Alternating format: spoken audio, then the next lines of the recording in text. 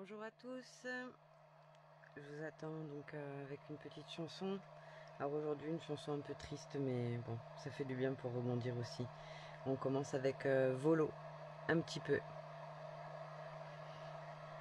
Je vois pas le bon côté des choses, je vois que le mauvais et je m'explose à petite dose, je m'explose à plus n'avoir rien que des regrets, mais ça m'énerve, ça me gonfle, ça me prend au bide, faut pas que je me dégonfle, mais c'est speed, faudrait que je trouve un genre de choses pour faire que les choses aillent mieux et un moyen d'être heureux, je perds pied, je m'enfonce, y'a plus rien qui me soutient, même si je cherche pas de réponse quand je me défonce au chagrin, je sais plus faire la fête, mais c'est bon, je voudrais plutôt que je m'inquiète d'une raison pour faire que les choses aillent mieux et un moyen d'être heureux, tu me manques, ouais c'est bien moins bien que nous deux, je t'aime, merde, encore un petit peu. Je joue avec le feu, la tête en état d'âme, et je fais de mon mieux pour me descendre en flamme.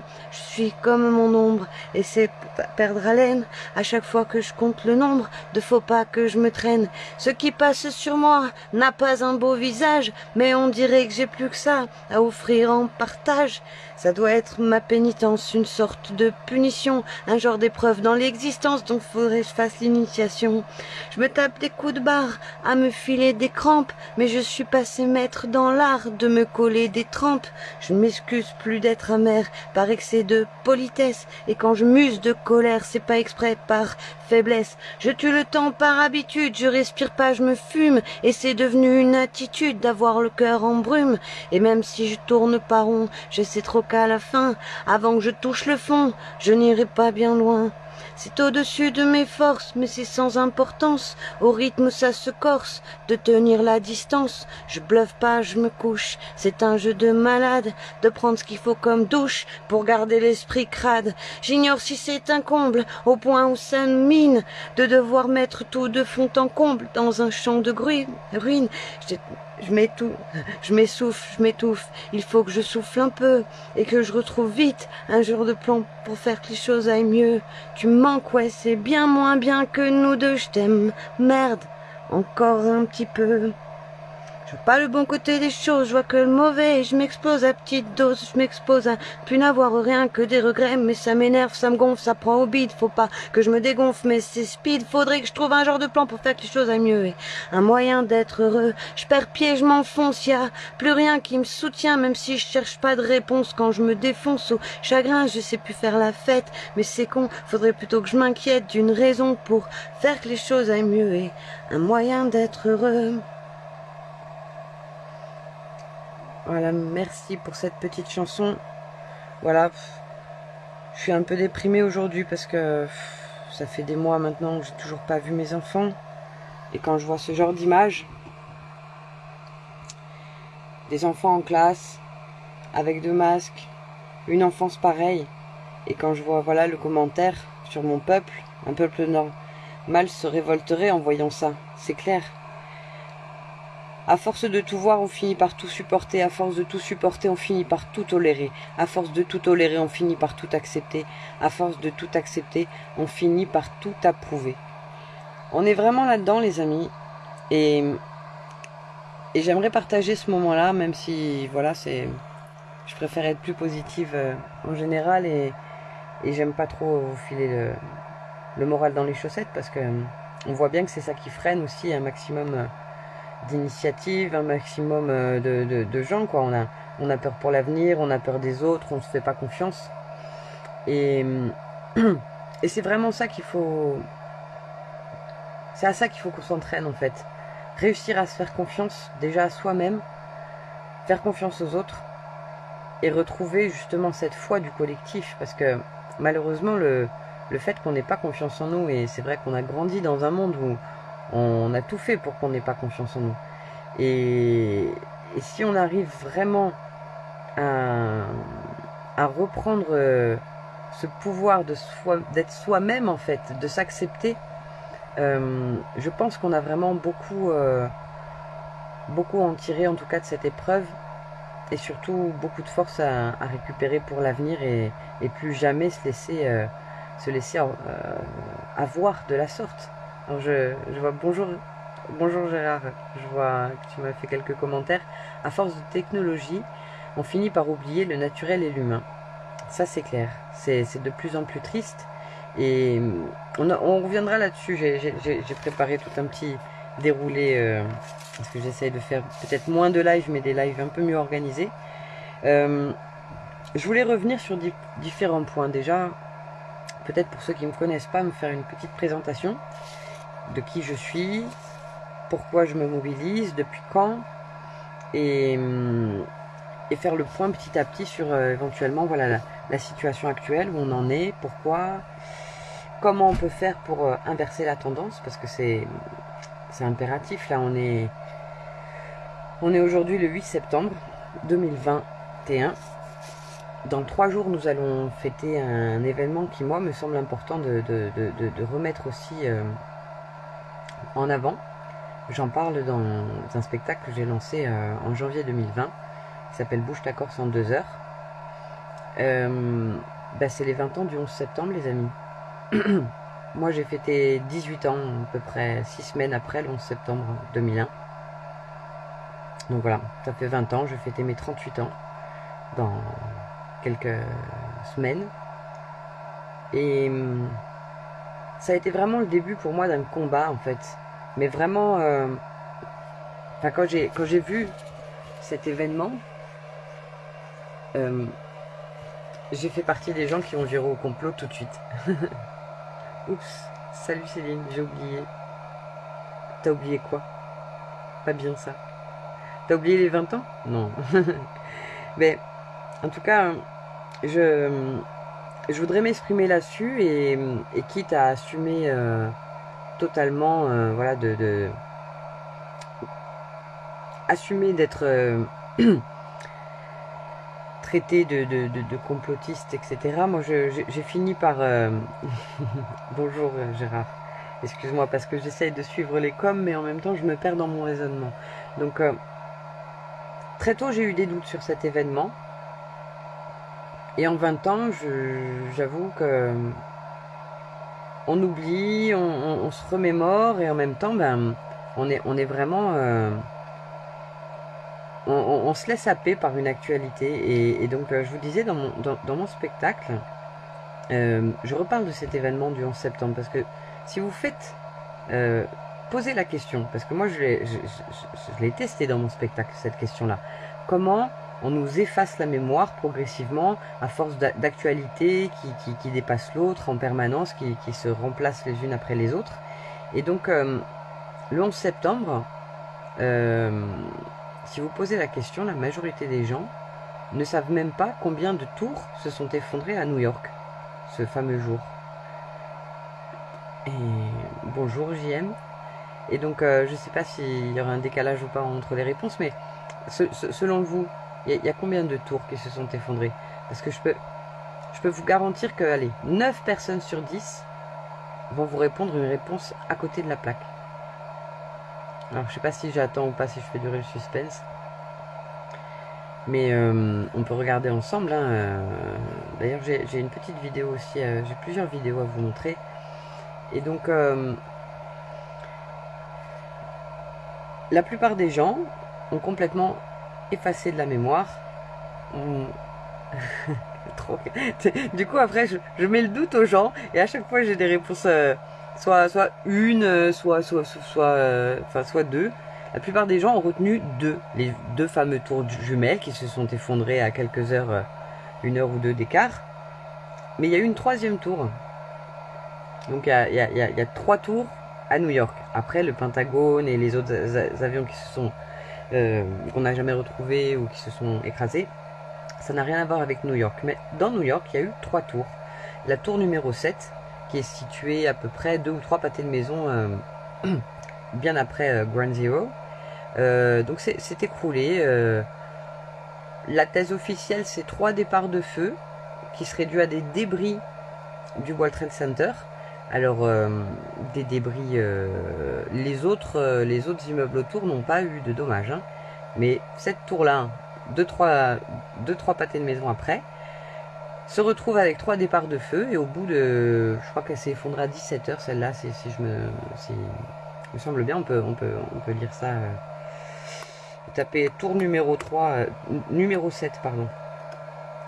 tour numéro 7 sur internet, vous allez New York, vous allez tomber sur la page Wikipédia et donc il y a vraiment un truc bizarre parce que je crois que le premier ministre, le vice-président avait annoncé tout un truc la veille de cet attentat. Voilà. Je vais lire la définition Wikipédia comme ça, ce sera plus. Donc, voilà. Donc la tour numéro 7 du World Trade Center est un gratte-ciel de New York situé près du site du World Trade Center dans le Lower Manhattan. Le nom World Trade Center 7 fait référence à deux gratte-ciels, l'édifice original construit en 84 et la structure actuelle.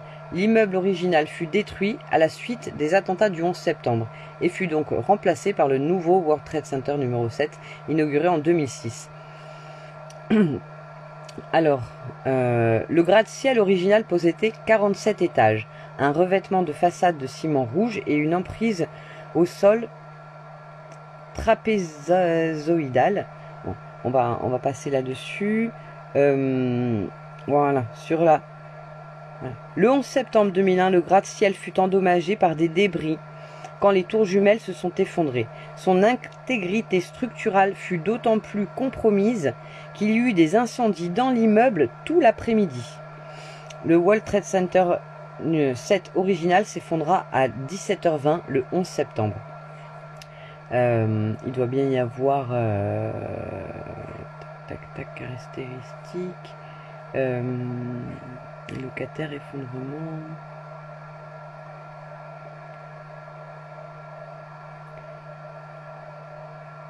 Voilà.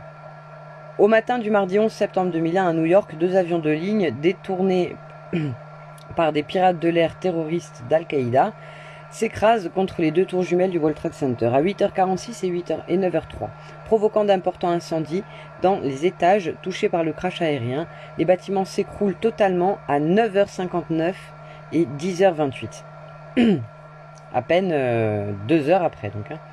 Dans leur chute, les Twin Towers provoquèrent d'importants dommages, voire la destruction des autres bâtiments du complexe. L'hôtel Marriott du World Trade Center, la tour 3, la tour 4, la tour 5, la tour 6.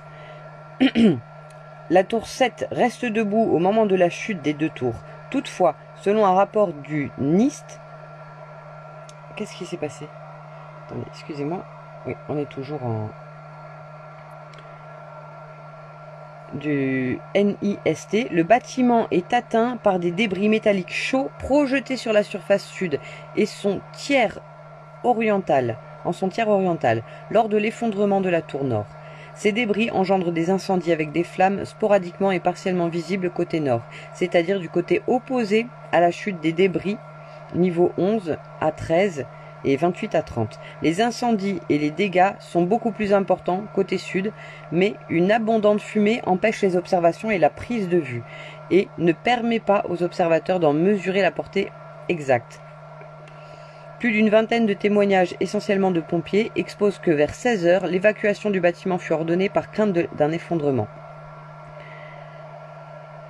Bon, je ne sais pas si vous voulez qu'on continue de lire tout ça. Je suis complotiste parce que je n'ai jamais cru en la version officielle. Donc c'est vrai que c'est devenu de plus en plus délicat, cette expression complotiste, pas complotiste, mais quand on voit effectivement, comme tu le dis, ces tours, ces événements qui ont quand même participé largement au fait qu'on parte, enfin que les Américains partent en Irak et en Afghanistan, d'abord en Afghanistan et ensuite en Irak. On se souvient tous d'ailleurs de Colin Powell qui agite une fiole soi-disant d'anthrax devant la commission américaine, etc. Enfin, quelque chose qui est totalement improbable, je veux dire. Soit il bluffe, et c'est une fiole où il n'y a rien dedans, parce que rentrer ça là-dedans avec tous les élus américains, enfin c'est extrêmement dangereux, il n'aurait jamais pu avoir l'autorisation de le faire, c'est impossible. Il l'a fait tomber par terre, tout le monde meurt, enfin c'est stupide. Et donc c'est une façon de nous détourner, de nous faire peur, et surtout à chaque fois, c'est des façons de nous faire perdre totalement nos droits. Vous avez bien vu, le Patriot Act, depuis le 11 septembre, il n'est jamais revenu en arrière. Ça n'a jamais été provisoire, tout ça. On l'a accepté et après, ça a été pour tout le temps. Alors nous, en France, on a eu Charlie Hebdo, on a eu plein d'attentats aussi, hein, qui nous ont, avec le plan Vigipirate et toutes les mesures, c'est devenu terrible de continuer de vivre sans appréhension, sans angoisse, et ça plus le Covid, enfin on voit bien à quel point on nous endort en fait, et on nous maintient dans la peur, et là on rentre tout à fait dans ce qu'a défini Noam Chomsky avec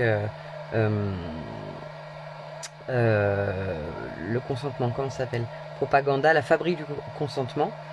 Vous avez Noam Hickling aussi, la stratégie du choc. C'est des documentaires indispensables et des livres indispensables à connaître et à faire connaître, surtout vis-à-vis des plus jeunes, parce que moi j'ai souvent essayé de discuter avec mes filles des attentats de New York, et c'est vrai que c'est compliqué quand on est parent d'adolescents d'expliquer la version officielle. Enfin, je veux dire, il y a une telle dissonance qui se crée. C'est pareil, comment vous voulez expliquer l'incendie de Notre-Dame avec quelques mégots? Enfin, moi, c'est vrai que depuis ce jour-là, donc depuis 20 ans, je n'arrive plus à faire confiance au gouvernement. J'ai bien compris qu'il y avait de tels enjeux au niveau militaire, au niveau industriel, au niveau alimentaire.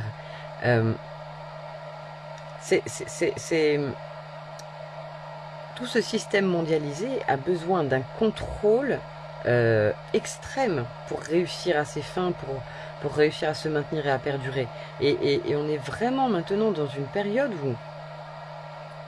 où tout est fait pour nous compliquer la tâche, nous compliquer la compréhension. Oui, bonsoir Pierre, je vois que tu commentes. C'est vrai que c'est terrible, hein, de se sentir à ce point pris pour un imbécile, et en même temps, quand tu essayes d'en parler avec tes proches, ta famille, etc., c'est toi qui passes pour un imbécile de remettre les choses en cause, de te dire non, moi la thèse officielle, j'arrive pas à l'avaler. Et pourtant, ben voilà, moi ça fait pas encore 40 ans, mais c'est vrai que dès cette période, dès toute jeune, hein, 15-18 ans, c'est vrai que ça a été très très difficile de croire aux thèses officielles. Enfin, je me souviens aussi de la réélection de George W. Bush, comment ils avaient évincé Al Gore avec un recomptage pipé, enfin... moi, j'arrivais à la majorité dans un monde où j'avais attendu d'être adulte toute mon enfance pour pouvoir être enfin libre et responsable. Et puis là, j'arrive à 18 ans et il y a le 11 septembre et tous les adultes d'expérience autour de moi, ben, très peu de monde ont bronché en fait. On s'est tous retrouvés dans un état mis KO debout à accepter l'inacceptable. Donc quand je vois des enfants masqués et bientôt sans doute vaccinés en masse aujourd'hui, et que j'entends certaines personnes me dire mais comment on peut accepter ça, etc. Mais c'est très facile en fait, c'est très facile d'accepter ça. C'est nous qui sommes naïfs de croire que c'est compliqué de pas accepter. Je vais passer, parce que bon, voilà, je voudrais pas faire trop de longueur non plus. Je vais passer sur une vidéo d'une personne que je suis et qui on se suit tous les deux, Eric, donc qui fait partie de Réinfo Covid et différents mouvements comme ça, en tout cas qui est un citoyen révolté par la situation. Et donc je vais vous mettre son petit post et je vais mettre sa vidéo. Donc la vidéo en question, il en parle, c'est le parfait exemple de la mauvaise foi et d'un débat stérile. Cet ancien ministre, c'est Kouchner dont on parle, Cet ancien ministre, et comme beaucoup d'ailleurs, passe leur temps à jouer avec cette fameuse loi empirique de Mike Godwin, qui consiste en permanence à dénaturer des propos ou des actions en pointant à chaque fois du doigt dès qu'on pense différemment de la doxa dominante, soit l'extrême droite ou les anti-vax, et voir les deux. L'amalgame est forcément de mise, alors que ce n'est pas du tout le sujet. À vous de décortiquer ces propos qui sont clairs, limpides, du travail de sape intellectuelle qui se met en place dans notre démocrature. Donc je vous montre cette petite vidéo, et après je ferai le parallèle avec ce qui se passe pour nous sur le terrain, donc moi en l'occurrence sur Bastia, par rapport aux manifs. Donc on va regarder donc cette petite vidéo de notre ancien ministre de la Santé, qui donc Kouchner, interrogé par ah mince, il n'y a pas le son, interrogé par Bruce Toussaint. Question, Madame Kouchner, vous avez été aussi ministre de la Santé, vous êtes médecin bien sûr. Le pass sanitaire, aujourd'hui, ça provoque un grand débat en France. Arrêtez d'avoir des grands débats lilliputiens. Le pass sanitaire, ça veut dire que vous avez été vacciné. La vaccination, c'est la seule façon de ne pas être malade. Et encore, pas complètement. Enfin, en gros, ça change tout. En réanimation, il y a pratiquement que des non-vaccinés. Et il y a encore des gens qui sont assez bêtes pour défiler dans la rue, pour dire « je veux pas, c'est ma liberté ». Ben, dites donc, excusez-moi, ça, on a bien compris déjà que c'était faux. Hein. Mais voilà comment il réagit vis-à-vis de ces gens. Leur liberté est d'accrocher à un anticorps. C'est pas... Non mais... Le pays de Pasteur est dans la rue contre les vaccins. Mais écoutez, il y en a vraiment qui sont stupides. Alors évidemment, politiquement, ils essaient de récupérer. Là, monsieur... Non mais... L'extrême droite, l'extrême gauche aussi, il faut dire, mais enfin surtout l'extrême droite, s'en donne à cœur joie autour de ce mauvais débat, de ce débat dégradant. C'est véritablement blessant pour l'image de la France et pour ce qu'elle a été et ce qu'elle sera, que de défiler dans les rues pour dire « je veux pas être vacciné ». Écoutez, ça me fait mal au ventre. Je suis vacciné. Hein. Je me doute, Vous aussi. On me joue. Ah bah évidemment. Ah bah non. Ah bah évidemment. Ah bah quand, évidemment, oui, oui, évidemment, ça. Oui. Bah vous voyez, on est... Oui, parce que pardon. Ça fait une grosse majorité sur deux. Pour moi, c'est une évidence, mais bon. Donc pour lui, c'est une évidence. Tu vois, il y a... Maintenant, c'est clair, hein, le parti pris journalistique, c'est de suivre c'est de ne plus jamais remettre en cause quoi que ce soit, des mesures, des passes sanitaires, etc. Donc, moi je trouve ça scandaleux déjà le procès d'intention hein, qui nous est fait, hein, parce que donc on est stupide hein, si on veut pas se faire vacciner. On va pas reparler du passé de Kouchner et surtout aussi de ces liens, hein, Kouchner au Krent, ils ont quand même passé toute leur carrière à être mariés, un ministre et l'autre journaliste. Et ça, par contre, il n'y a pas de problème au niveau du conflit entre politique et journal. Enfin, on voit bien que c'est une caste de gens qui passent leur vie ensemble dès l'école maternelle et qui se marient ensemble plus tard. Et il y a vraiment...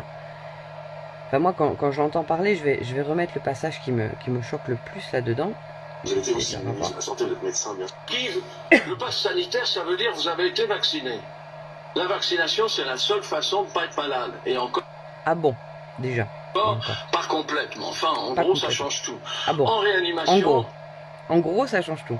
Il y a pratiquement que des non-vaccinés et il y a encore des gens qui sont assez bêtes pour défiler dans la rue pour dire « je veux pas, c'est ma liberté ». Bah dites donc, si leur liberté est d'accrocher à un anticorps, c'est pas... Non mais...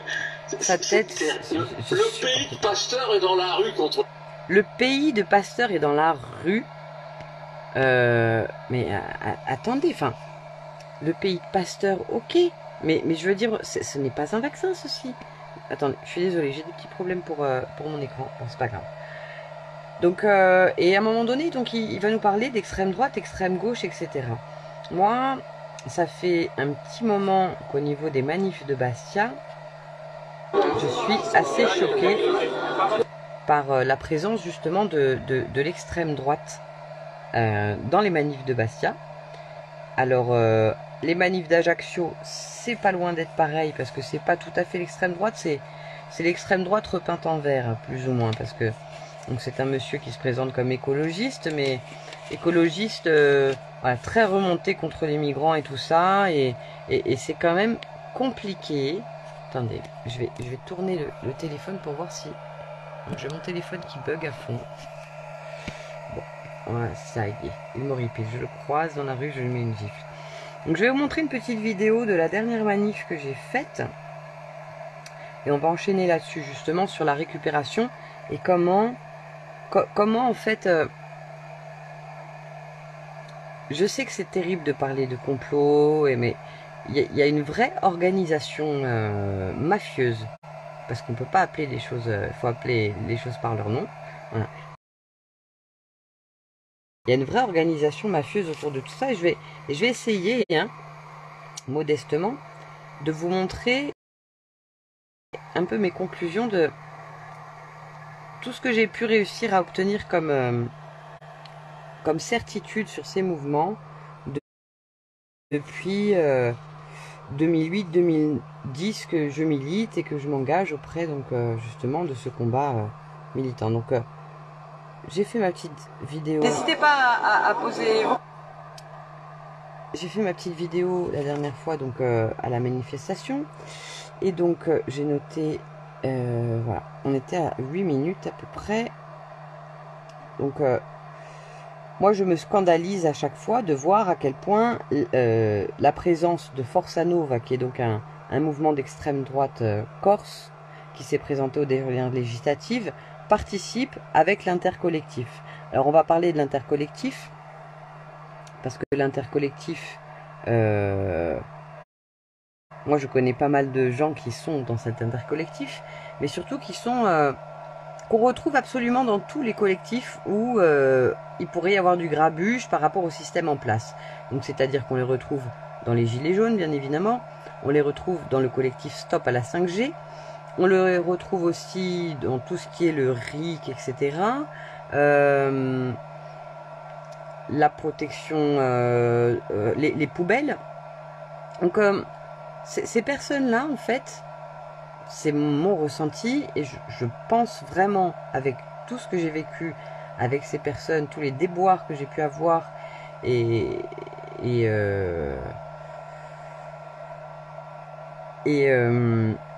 tous les retours que j'ai pu avoir de terrain aussi d'autres personnes, je pense qu'on est vraiment sur... comme au temps du FLNC, en fait, où il y avait une distribution de mallettes à droite, à gauche pour créer des guerres fratricides, bah là, on nous envoie des gens, clairement, ça s'appelle de la résistance contrôlée, j'en ai déjà parlé, mais à un moment donné, il faut vraiment se rendre compte et être plus subtil et plus fin vis-à-vis de ces gens-là. Parce que c'est pas une question de participer nous-mêmes au diviser pour mieux régner, mais quand on voit clairement des mauvaises intentions au sein de mouvements citoyens tout à fait légitimes, comme sur la question du pass sanitaire ou comme sur la question de la précarité avec les gilets jaunes, je vous disais, nous on n'a pas confiance en nous, donc on cherche un leader et on fait souvent, voilà, on laisse parler celui qui va mieux parler ou avoir plus de caractère, etc. Et nous on va avoir tendance à s'effacer. Et moi c'est ce que j'ai fait pendant des années, jusqu'au jour où je me suis dit non, je vais créer un média et puis on va essayer de dénoncer tout ça ensemble. Et puis c'est vrai que en fait quand tu prends de telles initiatives comme participer à un média indépendant, et ben ta vie devient rapidement très compliquée à partir du moment où le média ou les initiatives que tu prends commencent vraiment à faire trop de bruit. Et moi je le subis de plein fouet depuis 2020 avec mes histoires avec l'aide sociale à l'enfance et mes différents déboires avec le palais de justice et l'administration judiciaire française. Et donc, je sais que ça paraît parano, mais au vu de tous les éléments que j'ai, je ne peux plus concevoir qu'il n'y ait pas un lien entre ma situation personnelle et mes conflits d'ordre politique avec des personnalités ou des sujets sur lesquels voilà, je suis un peu trop revendicatrice. Donc, je vais vous mettre cette vidéo où j'explique à différentes personnes présentes pendant la manif que c'est quand même très gênant d'avoir la présence de Força Nova. Et donc on a la présence à Ajaccio aussi d'un autre représentant politique, le mouvement écologiste Corsa Nadour, je crois, qui est très clairement, qui se revendique aussi fortement anti-migrants, anti-mélange, etc. Bon, bref, je vous montre la vidéo et on reviendra là-dessus ensemble après. Donc, c'est à peu près à 30 minutes.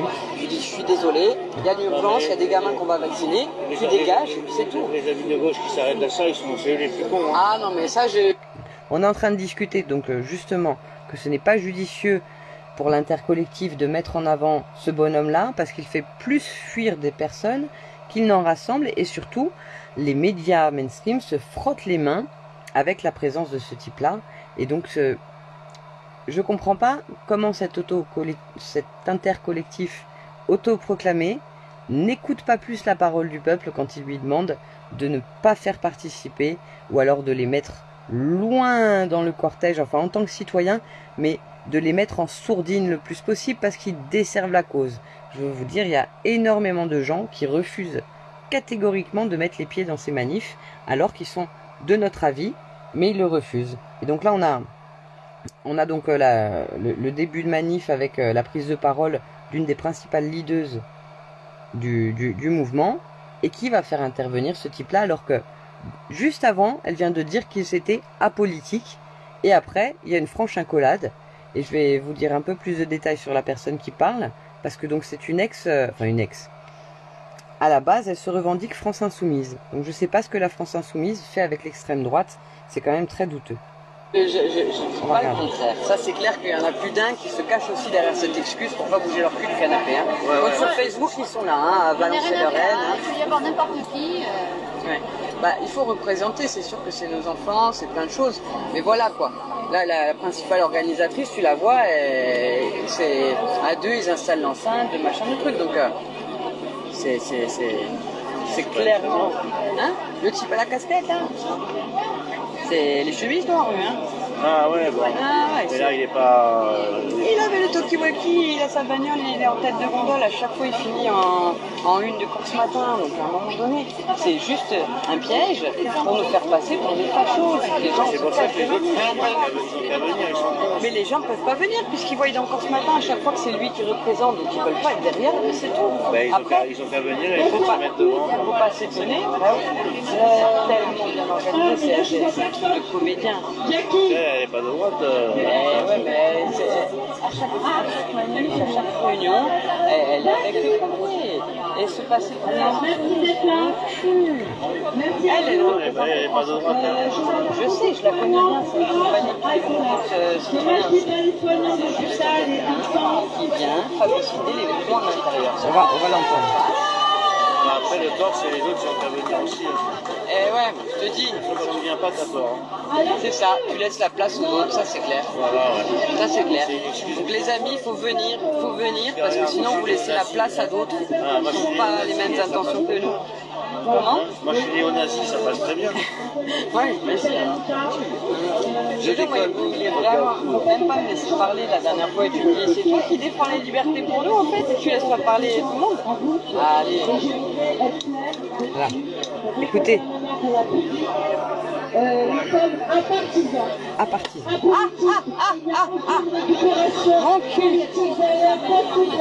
Mais oui, il n'y a pas de personne. Ma traille. Donc voilà.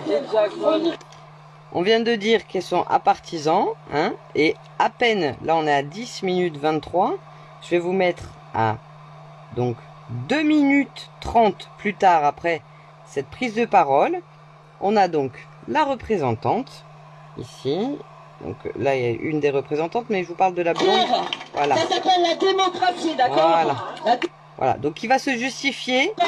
Que chacun prenne un panneau, un couple absolument adorable à fabriquer tous ces panneaux pour que vous puissiez vous servir. Voilà, baptisal. Prenez un panneau, choisissez celui que vous voulez. Et surtout, prenez-les. Voilà. On va y arriver. Hein. Merci à David et à Nadège. Un grand merci à vous. Et merci à Jean-Antoine. Allez, voilà. Ça s'appelle la démocratie, d'accord? Voilà. La démocratie, c'est accepter tout le monde à partir du moment où on est tous des citoyens engagés. Ok? Et merci à lui parce que sinon on n'a pas de voiture. Hein, on a loué une sono. On donne des sous pour que la sono ait avoir un bon son. Celui-là, il n'est pas terrible, hein, on le sait. Merci mais Jean-Antoine. Donc voilà. C'est-à-dire que cette personne-là vient de dire 2 minutes avant, c'est un partisan, on fait pas de promotion de ceci, de cela. Et après, elle remercie Jean-Antoine parce qu'on n'a pas de voiture. Ben, je suis désolée, moi je vois plein de manifestations, il n'y a pas de voiture et ça pose pas de problème. Par contre, quand je vois que le lendemain, dans le tirage de Corse Matin, vous avez en gros plan ce type-là qui est présent au manif, moi je pense que voilà, qu'est-ce qui vaut mieux? Avoir une voiture noir avec un type là-dedans qui représente l'extrême droite corse en tête de gondole, est-ce qu'il vaut mieux avoir une voiture ou pas avoir de voiture, quoi? Donc à un moment donné, moi je trouve que ça sent quand même très mauvais. Et que cette personne-là, la blonde, elle fait partie d'à peu près tous les mouvements que j'ai fréquentés depuis, si vous voulez, 2009, j'ai fait partie des 3 personnes qui ont lancé la Batouk de Bastia. Donc c'était à Bastouk, un groupe de musique tout en récup. Et donc on faisait de la samba brésilienne, on tapait sur des bidons, des casseroles, tout un tas de choses. Et on a commencé à s'infiltrer dans les manifestations pour mettre un peu de bonne ambiance, quoi. Et donc petit à petit ça marchait très bien. Et petit à petit on s'est fait infiltrer, plus ou moins, hein, c'est ce qu'on peut dire, hein, par ces personnes-là, qui rapidement, alors qu'on était quoi, une vingtaine de jeunes, et c'était bonne ambiance, bon enfant, enfin on s'éclatait, quoi. Et petit à petit, il y a eu des crépages de chignons sur crépage de chignons, et principalement cette personne-là, hein, qui petit à petit a fait fuir un maximum de gens, même moi sur la fin, elle m'interdisait de venir jouer dans mon groupe de musique que j'avais lancé, quoi. Et elle a fini donc par faire éclater complètement le groupe et se garder les instrus aussi. On n'a jamais pu récupérer les instruments. C'était de la récup, hein. On récupérait ça dans les poubelles ou sur les chantiers, donc c'était pas trop grave. Mais donc au début, je me suis vraiment dit, c'est quoi, c'est des hystériques, des problèmes de nana. Dans les assos, il y en a beaucoup, hein. Le problème, c'est ça a commencé vraiment à se corser quand, en 2011, avec ce groupe, on a commencé à créer les Indignés Corses par rapport au mouvement indigné lancé par Stéphane Hessel et son livre Indignez-vous. Ça prenait très bien en Espagne, ça prenait à Paris, ça prenait un peu de partout. Et il y a eu un mouvement social en Corse par rapport à ça. Et rapidement, les syndicalistes aussi sont venus récupérer par un mouvement par rapport à l'aéroport. Il y avait des problèmes d'emploi à l'aéroport, donc ils se sont appelés aussi Indignés. Et petit à petit, on a dû changer notre nom d'origine, et c'est cette personne là, donc la blonde qui fait son accolade avec le fameux Jean-Antoine Giacomi de Forza Nova. C'est cette personne qui nous a fait changer de nom. Au départ, c'est vrai qu'on est jeune, on ne se rend pas forcément compte de l'impact que peut avoir une décision prise un peu à la va-vite comme ça. Et donc, elle nous dit, on va changer de nom parce que c'est récupéré par les syndicats et il ne faut pas que les gens créent l'amalgame. Et donc, comme on était dans la décroissance, déjà, on a choisi le nom Alumag, qui est donc un escargot en Corse. Donc, la petite maison sur le dos, l'autonomie, la lenteur et tout, ça nous correspondait bien. Et donc on a accepté, mais en fait, de fait, le fait d'avoir changé de nom, ça nous a fait perdre la portée du national, quoi. Et on n'était plus qu'un petit groupe de citoyens lambda qui essayions de faire un peu d'altermondialisme. Et alors, cette chose-là qui s'est passée en 2011, il s'est passé exactement la même chose en 2019, au moment de la création de l'Assemblée Gilets jaunes de Corse. Donc toujours cette même personne 10 ans après. Ah oui, j'ai oublié de vous dire que à 6 ou 7, alors que j'avais fait rentrer à peu près 80 personnes dans le groupe, à 6 ou 7, ils se sont fait une réunion surprise, comme ça, sans prévenir personne, pour me bannir de ce petit groupe, donc à l'UMAG, parce que soi-disant, voilà, j'avais lancé donc cette idée de journal, et donc ça leur posait un problème, mais j'ai jamais eu en fait la possibilité ni de me justifier, ni d'avoir leurs explications, mais soi-disant je tirais la couverture vers moi avec ce journal, etc., alors que c'était vraiment un journal participatif qui pouvait nous permettre de mettre en avant toutes les superbes idées du collectif à l'UMAG, parce qu'on voulait lancer la monnaie locale, relancer la production, faire des potagers partagés, du système d'échange local, enfin plein de choses, et donc c'était un support de communication génial pour nous, quoi. Et voilà, ça a fait peur à ces nanas-là, qui, pour moi, donc, ça a fait peur à leurs commanditaires, hein, parce que pour moi, ce ne sont pas des personnes qui viennent dans les groupes pour essayer de faire... de travailler en bonne intelligence. Ce sont des gens qui viennent vraiment dans les groupes pour les faire péter de l'intérieur. Donc je me suis fait bannir en 2011 cette fois-là, et donc en 2019, début 2020, se crée donc l'assemblée de Corse, enfin l'assemblée Gilets jaunes de Corse. On se fait une réunion qui a duré une bonne partie de la journée. Il y avait environ une trentaine de personnes, 40 personnes peut-être. Donc déjà on a dans la façon dont a été amenée la réunion, on a passé déjà une bonne demi-heure, trois quarts d'heure à écouter les deux personnes qui lançaient donc l'initiative de la réunion. Elles nous ont imposé leur protocole, c'est-à-dire que nous, bon, on était la plupart pas trop au fait de comment ça se passe un collectif, etc. Donc on a laissé faire. Donc elles nous ont lu toute une charte, la charte des 8 femmes, en nous expliquant que maintenant elles étaient plus 8, elles étaient 20. Moi j'avais demandé pourquoi, qui sont ces femmes, pourquoi 20, pourquoi pas les hommes, etc. Mais c'est pas des gens qui répondent à vos questions déjà.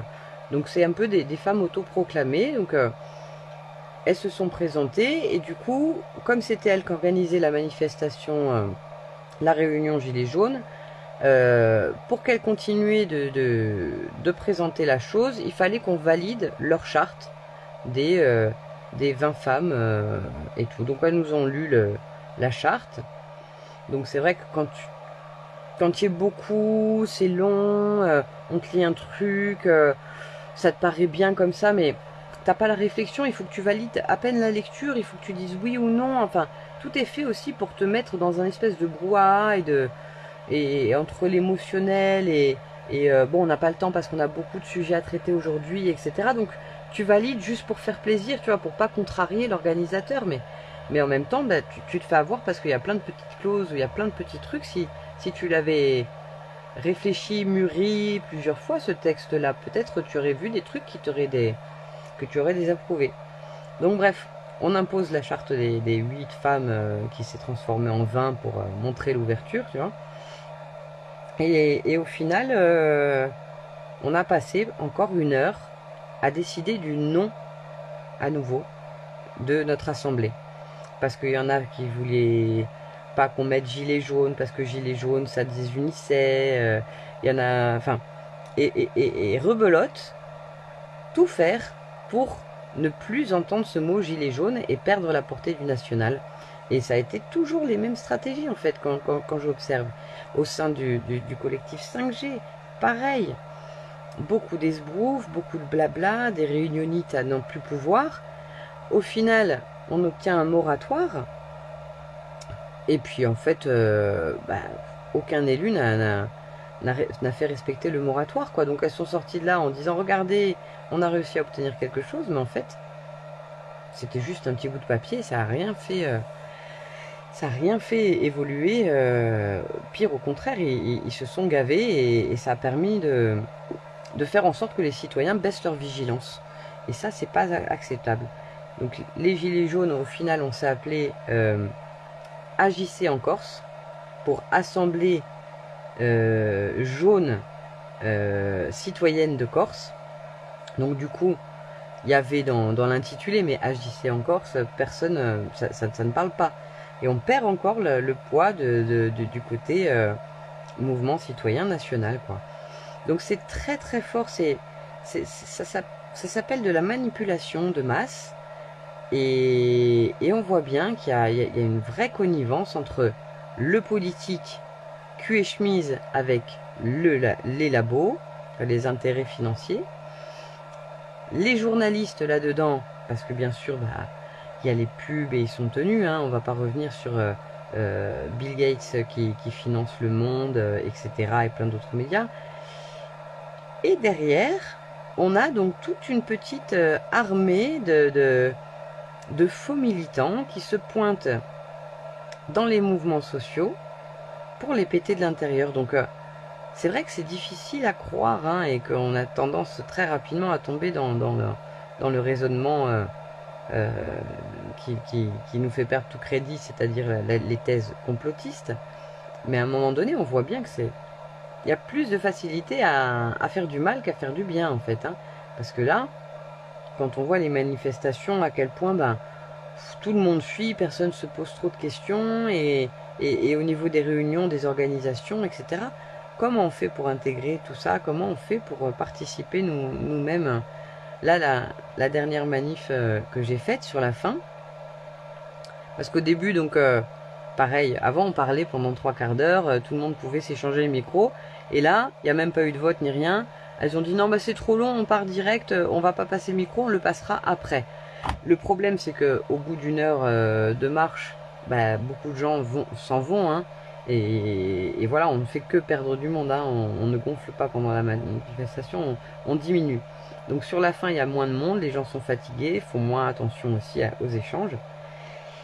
Et donc voilà, je me suis dit, bon, je vais juste intervenir tout de suite et je vais partir parce que j'ai pas envie de me faire agresser par ces personnes-là. Ça fait quelques fois déjà que je me fais un peu bousculer, on va dire, aux manifs, gentiment, si c'est pas carrément interdire de pouvoir filmer. Et donc il y en avait une qui était occupée avec un ami à moi, et puis je dis bah tiens, je peux avoir le micro parce que je vais devoir partir après, j'aimerais bien parler en première. Et donc elle était gênée parce que mon pote, elle pouvait pas m'envoyer paître parce qu'il y avait quelqu'un de témoin devant, tu vois. Et donc elle me le donne, mais elle me dit oui, mais d'abord il faudrait que tu m'expliques pourquoi tu veux le micro, qu'est-ce que tu vas dire, etc. Je dis bah écoute, jamais personne, tu demandes ça jamais à personne avant. Donc je vais parler bah, du pass sanitaire et de faire une école autogérée. Ah bon, d'accord. Non mais parce que tu fais ta pub. C'est ça l'argument. Tu fais ta pub. Mais je fais ma pub de quoi? Je fais un média citoyen, sans pub, sans sub, sans rien. Et je lui dis, et toi par contre, quand il y a Jean-Antoine qui vient pour faire sa pub pour son parti Força Nova, là ça dérange pas. Voilà. Moi je suis désolée, je suis militante depuis X années, j'essaye de défendre aussi bien les libertés, la malbouffe, les problèmes de détournement de fonds, ou que ce soit voilà, la thématique des déchets ou l'autonomie alimentaire. Je vois pas pourquoi je dois te rendre des comptes pour demander ou pas. Et cette personne déjà, elle m'avait fait interdire un panneau pendant une manifestation, comme ça. Et pas de concertation, pas de possibilité de dialogue. À chaque fois, je leur dis, bah, venez, on vote tous ensemble. Et interdire tout débat. Voilà la stratégie de ces personnes-là. Alors, je vais arrêter d'en parler parce que ça commence à faire long. Mais ce que je voudrais vous dire là-dessus, c'est que il est impératif qu'on reprenne en main les manifestations d'une part, mais surtout qu'on sorte de tout ça le plus vite possible, parce que finalement on continue de passer du temps à se combattre les uns avec les autres, hein. Vous voyez déjà comment ça se passe entre le média Vécu et le média de Ricardo, ils se tirent dans la patte. Moi je suis désolée, j'ai essayé de travailler avec ces deux médias, je pense que c'est comme pour les médiateurs bipolaires des rues, faut pas chercher plus loin, à part nous faire bloquer devant nos écrans, comme ce que je suis en train de faire aujourd'hui, hein, mais je vous assure, je le ferai de moins en moins parce que ça m'énerve trop. On est beaucoup trop présent sur nos écrans et on se fait complètement bouffer. Il y a trop de gens qui ont été vaccinés. On a vraiment été très mauvais les citoyens, parce qu'on attend toujours un sauveur, on attend toujours quelqu'un qui parle mieux que nous, alors que le changement, il est en nous, il est vraiment en nous et il ne pourra pas venir d'ailleurs. Donc, je vais terminer donc sur une note quand même de positif par rapport aux solutions que nous avons à mettre en place. Il est urgent déjà de proposer un boycott généralisé, mais un boycott généralisé intelligent. On ne peut pas du jour au lendemain cesser d'aller au supermarché, cesser de couper son compteur EDF et cesser de mettre ses enfants à l'école ou d'aller travailler pour un patron véreux. Donc tout ceci se met en place, mais demande un maximum de confiance en soi et de volonté. Ici, à Ponte-Lecce, nous avons un petit QG de résistance que nous sommes en train de développer pour proposer un accueil pour les enfants des parents qui ne souhaiteront pas faire la vaccination. Je pense que c'est très judicieux quand même de commencer par là, à réfléchir à tout ça, parce que quand j'entends certains être ravis que les routiers ou la SNCF se mettent en grève par rapport au pass sanitaire, je suis désolée, hein, dans un supermarché, c'est 3 à 4 jours de réserve alimentaire. Hein, et le temps où nous avions 3 mois de réserve dans les caves, etc., du temps de nos grands-parents, c'est révolu depuis un bon petit moment. Donc ceux qui souhaitent et qui se frottent les mains à se dire que les routiers vont nous aider à sortir de la merde en bloquant, je pense que c'est une vue de l'esprit et que ceux-là ont oublié le goût des glands et le goût des asphodèles. Parce que quand tu manges des racines et des tubercules pendant X temps, je peux te dire que tu es bien content quand même d'avoir pensé ton autonomie alimentaire avant d'être dans la merde, tu vois. Non, je perds pas mon énergie, Gérard. Je sais, il faut absolument qu'on parle de ces choses-là, parce que quand je vois après un type comme Bernard Kouchner qui a des dossiers au cul, mais je sais même pas comment il fait pour avoir encore une place quelque part, lui, tellement il s'est décrédibilisé. Ou quand je vois Fabius, ou quand je vois des mecs comme Zemmour se présenter à la présidence de la République, quoi. Le mec, il a été condamné pour propos racistes X fois, et il se présente. Mais je veux dire, enfin, on en est là, quoi. Il y a à ce point un dégoût du politique qu'on pense qu'un Zemmour va valoir la peine.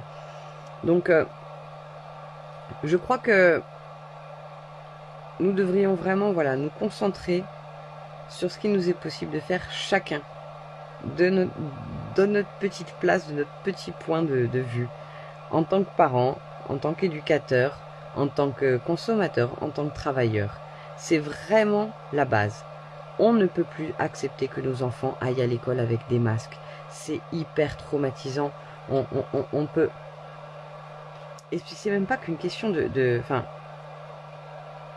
quand je parle de traumatisme, c'est pas qu'un traumatisme psychologique. Enfin, on est en train de perdre le rapport humain les uns avec les autres. On a peur les uns des autres. Enfin, c'est... Moi, je trouve ça, mais affligeant. Affligeant. Je vous invite aussi, je vous mettrai certains liens aussi pour que vous alliez regarder ça dans les commentaires. Ou sinon, vous allez directement vous survoler la page de Bouge ta citoyenneté. J'ai mis pas mal de liens. Je suis en train d'en chercher un que je ne trouve pas. C'est pas grave, ça doit être sur mon profil perso. Je vous mettrai différents liens. Moi, j'ai pas envie de trop perdre de temps, effectivement. Il est urgent qu'on puisse s'occuper vraiment de nous et surtout arrêter de desservir la cause. Moi, ça fait donc bientôt 1 an que j'essaye le plus possible de me sentir en forme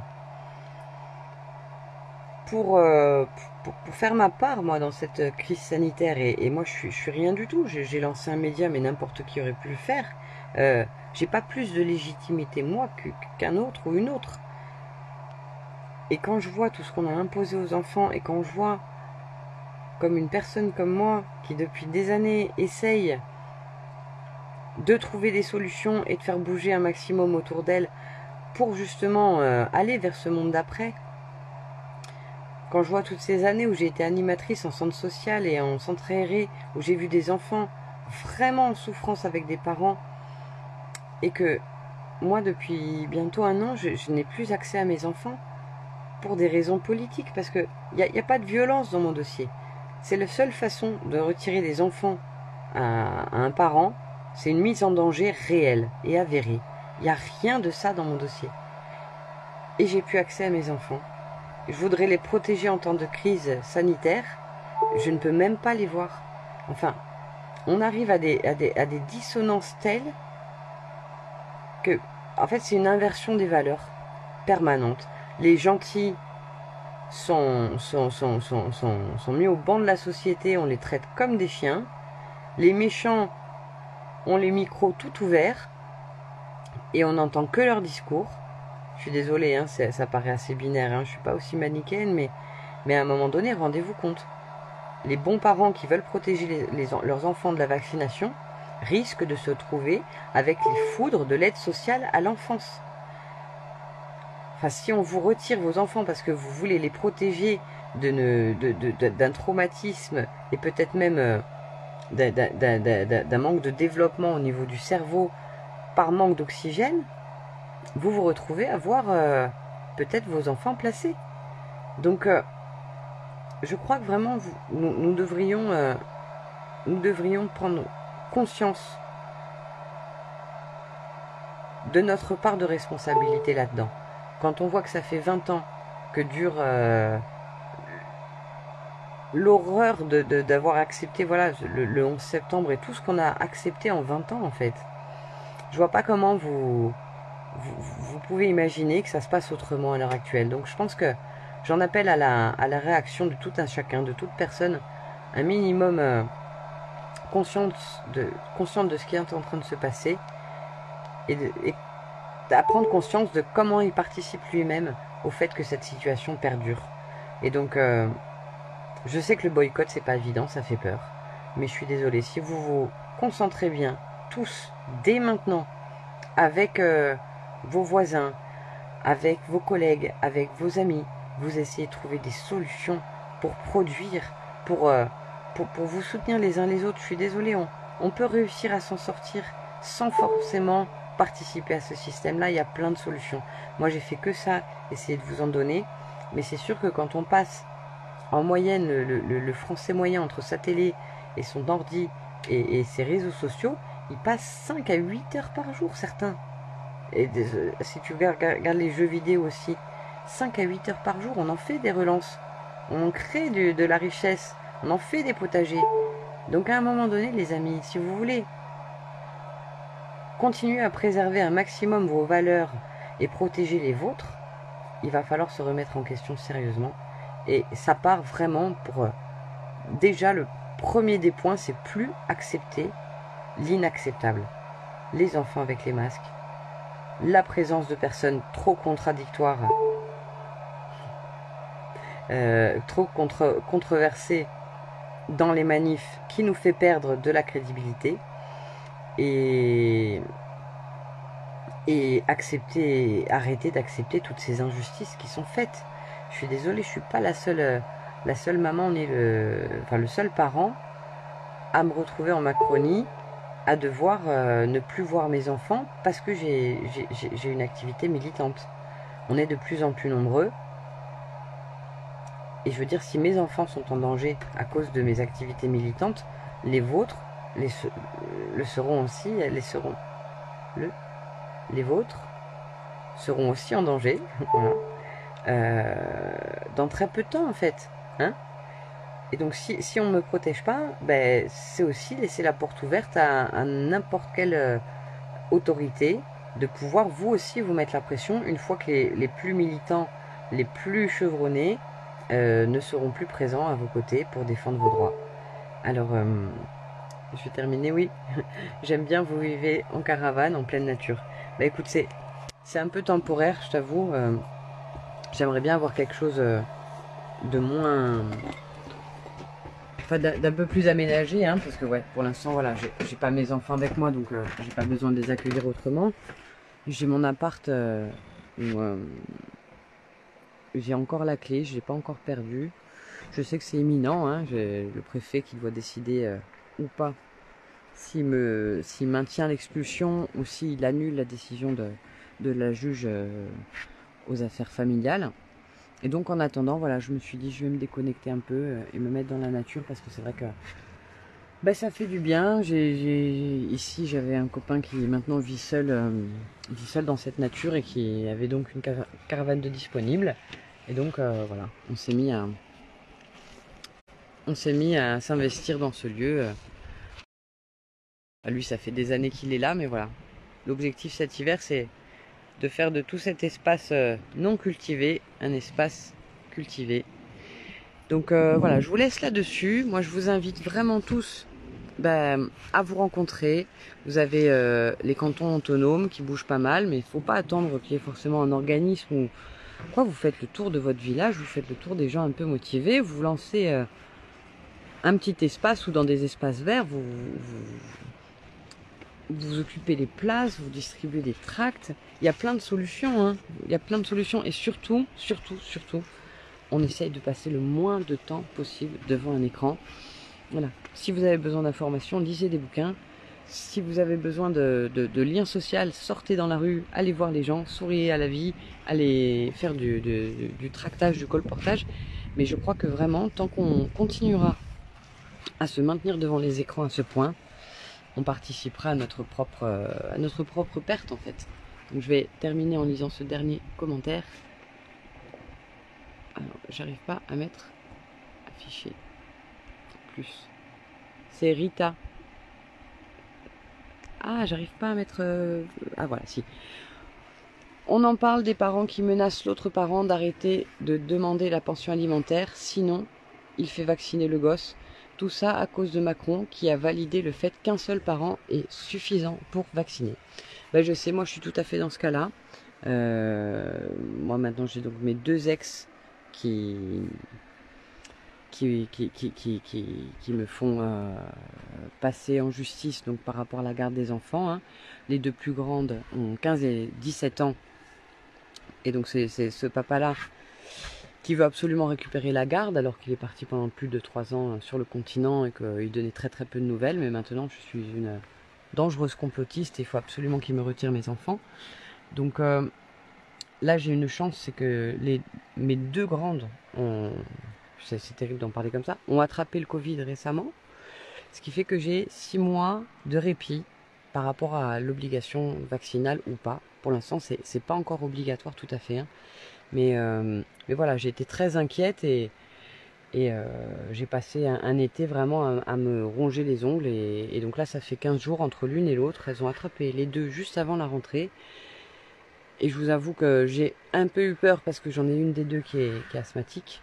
Et j'avais vraiment peur des conséquences. Et bon, en fait, voilà. Guère plus qu'un gros rhume, une bonne angine, fatigué quelques jours, à peine un jour de fièvre. Et c'était passé.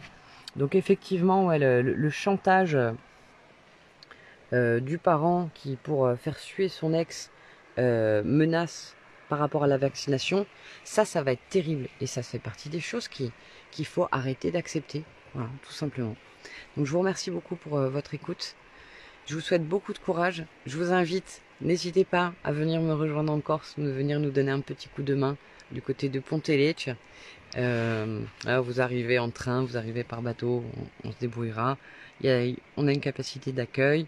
Et puis voilà, l'idée ce serait de réussir vraiment ce projet d'autonomie, ce projet d'école, et montrer qu'en fait on peut très très bien larguer les amarres avec toutes ces contraintes qui participent à notre servitude moderne, quoi. Donc voilà, je ferai de la lecture, peut-être un peu plus de lecture la prochaine fois. Si vous avez envie aussi, donc n'hésitez pas à acheter le journal de la décroissance. Vous trouverez énormément de ressources pour vous creuser les méninges, vous faire votre propre avis. Et surtout, c'est un média papier non subventionné et sans publicité. Participez à tout ce que vous pouvez participer autour de l'autonomie alimentaire, énergétique. Vous avez le réseau des écocentres, vous avez donc les cantons autonomes. Tout ce qui touche l'école, les projets d'école démocratique. Vous avez plein de choses à faire en fait. Que vous soyez retraité ou au chômage ou envie de changer de boulot, de l'activité, il y en a partout. Si on se met par exemple à faire du zéro déchet pour arrêter de filer nos poubelles à des organismes mafieux qui les revendent à prix d'or en polluant la planète de partout, le zéro déchet c'est l'idéal aussi. Et ça vous permet aussi de vous rapprocher les uns les autres et surtout de créer du développement économique dans votre région, parce que le zéro déchet c'est aussi le transport. Donc forcément, si vous consommez plus local, vous créez plus d'emplois chez vous.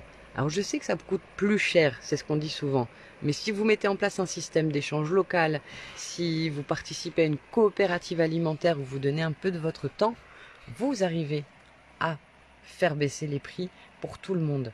Et surtout, voilà, ça participe aussi à votre santé, de votre planète, de votre corps. Et si vous êtes en meilleure forme parce que vous mangez mieux, vous risquez aussi beaucoup moins d'attraper des cochonneries. Donc voilà, je vous embrasse tous très fort. Je vous dis à très très vite. Merci de m'avoir suivi. N'hésitez pas à poser vos questions si vous avez envie que je développe sur certains sujets. Voilà, moi des fois j'ai l'impression de tellement rabâcher que je sais pas, il y a peut-être des choses où vous aimeriez que j'aille plus en profondeur. C'est avec grand plaisir. Et je reprends ma tournée là. Je vais me faire quelques dates et je pense que je vais vous faire un spectacle en live bientôt. Je vous tiens un peu plus au courant de ça. Voilà. Forza! Speranza!